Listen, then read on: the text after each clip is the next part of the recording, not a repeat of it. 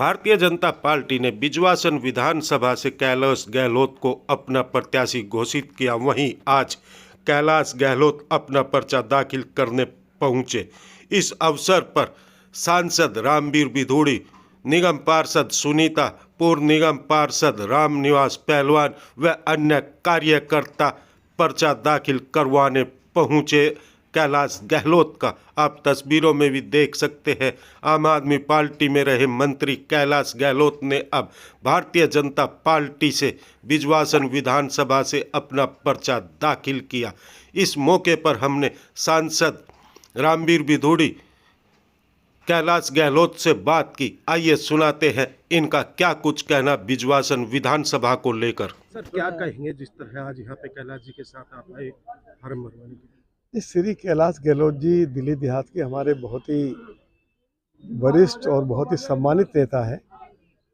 Party की leadership के प्रति हम आभार व्यक्त करना चाहते हैं कि उन्होंने श्री कैलाश गहलोत जी को बिजवासन विधानसभा क्षेत्र से चुनाव लड़ने के लिए भेजा है। मतदाताओं में खुशी है, कार्यकर्ता बहुत खुश हैं। श्री कैलाश गहलोत जी भारी मतों के अंतर से ये चुनाव जीतने जा रहे हैं। दिल्ली के अंदर फरवरी 2025 में भारतीय जनता पार्टी की सरकार बनने जा रही है। दिल्ली वासियों की यही इच्छा है कि दिल्ली में डबल इंजन की सरकार हो। दिल्ली के लोग आम आदमी पार्टी की सरकार से मुक्ति चाहते हैं। सभी को मालूम है कि दिल्ली आज बहुत ज़्यादा प्रदूषित हो गई है। पीने के पानी का भयंकर संकट उत्पन्न हो गया है। सड़कें टूटी पड़ी हैं, कोई नया स्कूल कॉलेज खुला नहीं। लोग ये भी चाहते हैं कि हमारा पब्लिक ट्रांसपोर्ट सिस्टम इम्प्रूव करे। लोगों की ये भी इच्छा है कि प्रधानमंत्री जी की जो अनेक जन कल्याणकारी योजनाएं हैं, चाहे आयुष्मान भारत योजना है, जिस योजना के तहत जो हमारे वरिष्ठ नागरिक हैं जिनकी उम्र 70 साल से ज़्यादा है, 100% वरिष्ठ नागरिकों को, चाहे वो अमीर है चाहे गरीब है, उनके लिए 5 लाख रुपए मुफ्त इलाज की व्यवस्था प्रधानमंत्री श्री नरेंद्र मोदी जी ने उपलब्ध कराई है। ओल्ड एज पेंशन बंद पड़ी हुई है, राशन कार्ड बनाने का काम बंद पड़ा हुआ है। दिल्ली देहात में आज भी बड़ी संख्या में किसान खेतीबाड़ी करते हैं। अलग अलग प्रदेशों में यदि किसान कृषि यंत्र खरीदता है सिंचाई के लिए, खाद बीज के लिए, ट्रैक्टर के लिए, सरकार की ओर से, चाहे वो राज्य सरकार हो चाहे वो केंद्र सरकार हो, 50%, 60%, 80% तक सब्सिडी दी जाती है। दिल्ली देहात के किसानों को वो लाभ नहीं मिल रहा है। किसानों की ज़मीन यदि एक्वायर होती है तो कौड़ियों के दाम पर एक्वायर हो रही है। किसान की ज़मीन यदि एक्वायर हुई है तो उसको अल्टरनेटिव रेजिडेंशियल प्लॉट दिया नहीं जा रहा है, कृषि का दर्जा छीन लिया गया है। दिल्ली में जो गरीब बेचारे झुग्गी झोंपड़ी के लोग हैं, पिछले 10 सालों में दिल्ली सरकार के पीडब्ल्यूडी विभाग की ओर से अनेक झुग्गी झोंपड़ी कैंपों को तोड़ा गया, लेकिन किसी को भी पुनर्वास बस्ती में मकान या प्लॉट देकर नहीं बसाया। मोदी जी की सरकार ने अभी तक 6,500 लोगों को फ्लैट देकर भी उनको सम्मान के साथ जीवन जीने का अधिकार दिया है। सभी की इच्छा है कि दिल्ली खुशहाल हो, दिल्ली वर्ल्ड क्लास सिटी बने, और लोग ऐसा महसूस करते हैं कि ये काम केवल जब दिल्ली में डबल इंजन की सरकार होगी तो देश के प्रधानमंत्री श्री नरेंद्र मोदी जी के मार्गदर्शन में, उनके नेतृत्व में ही ये काम संभव है। तो लोगों ने पूरी तरह से मन बना लिया है कि दिल्ली में भाजपा की सरकार लाएंगे। 50 से ज़्यादा सीटें भारतीय जनता पार्टी दिल्ली विधानसभा के चुनाव में जीतने जा रही है।